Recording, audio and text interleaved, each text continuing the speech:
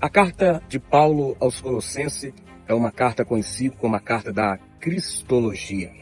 Os temas centrais das cartas do apóstolo Paulo é falando a respeito da encarnação de Cristo, a crucificação, a ressurreição e a ascensão de Jesus. Ela foi escrita quando o apóstolo Paulo estava na prisão, de acordo com o capítulo 4 e versículo de número 3. Possivelmente, a carta do apóstolo Paulo aos Colossenses, ela foi escrita durante os períodos da carta aos Efésios e a carta de Filemon. É bem na verdade que os destinatários dessa carta é a igreja de Colosso e o fundador, provavelmente, Epáfras, de acordo com o capítulo 1 e versículo de número 7. O apóstolo Paulo, ele destaca na carta aos Colossenses que Cristo é a imagem do Deus invisível, o Criador de todas as coisas. O apóstolo Paulo também apresenta nesta carta que a igreja de Colosso, ela estava inserida em uma cultura helenística, ou seja, em uma cultura grega.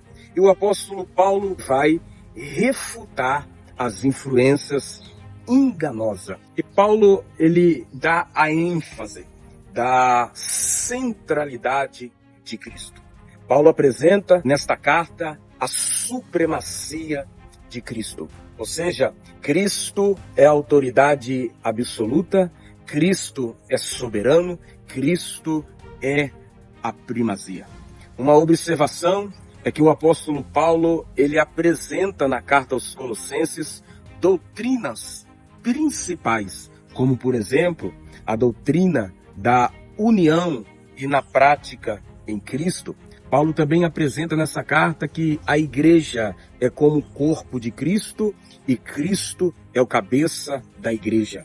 Paulo também apresenta aos irmãos para não deixar se levar por coisas enganosas, por filosofias em vão.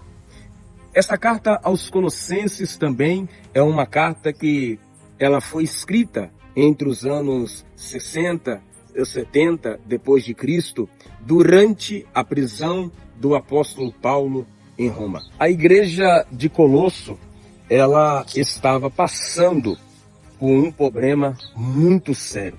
A igreja de Colosso, ela estava enfrentando heresias locais, o sincretismo religioso também, a igreja vem enfrentando. Por isso que foi o motivo do apóstolo Paulo, na inspiração do Espírito Santo, escrevendo essa carta aos irmãos de Colosso, para estar orientando aos irmãos para que permanecesse na palavra genuína.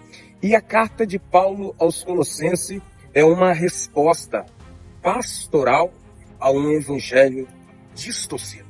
Paulo, nesta carta também, no capítulo 1, versículo de número 15 e 16, Paulo, ele dá a ênfase da supremacia de Cristo.